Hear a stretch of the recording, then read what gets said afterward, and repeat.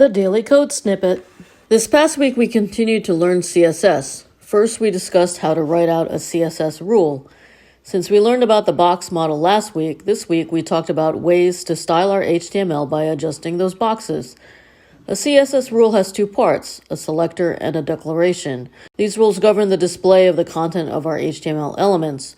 The selector identifies to which HTML elements the rule applies. Element names are separated by commas if the rule is to apply to more than one HTML element. A declaration states how the elements referred to in the selector should be styled. This rule states that all P or paragraph elements should be shown in Helvetica. CSS declarations consist of two parts, a property and a value, separated by a colon. This rule states that all H1, H2, and H3 heading elements should be shown in the Helvetica typeface in a blue color. Several properties can be specified in one declaration, each separated by a semicolon. Properties indicate what aspects of the element you want to change, for example, color, font, width, height, and border. Values specify the settings you want to use for the chosen properties. Now that we understand the box model, we can now start to learn how to control the boxes.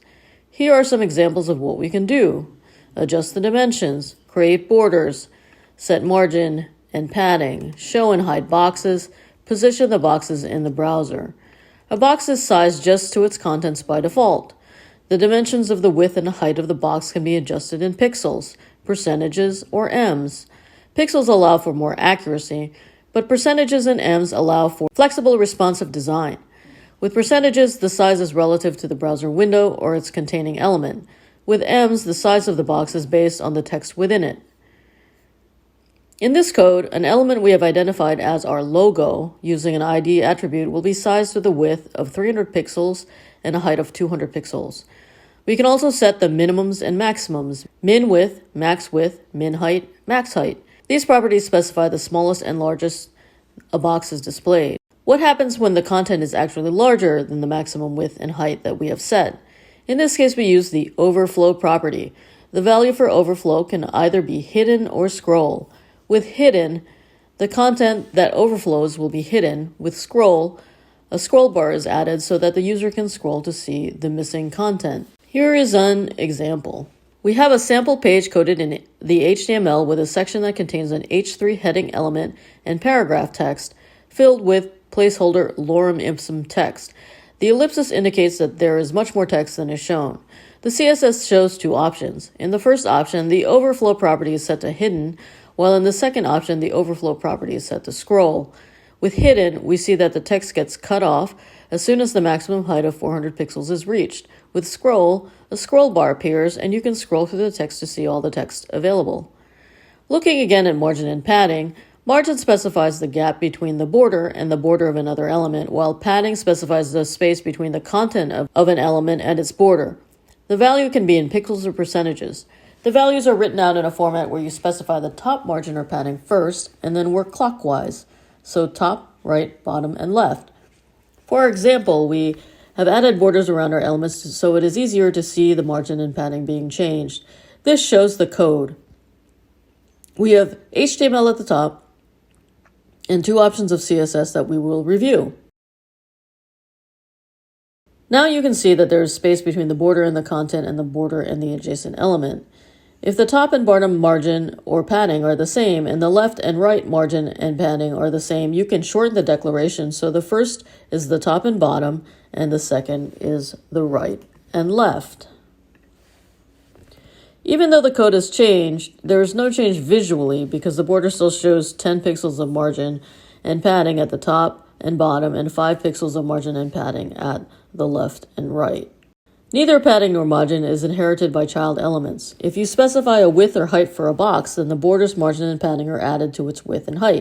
We use the margin to center an element as well. By setting the left margin and the right margin to auto, a box can be centered on the page or within its containing element.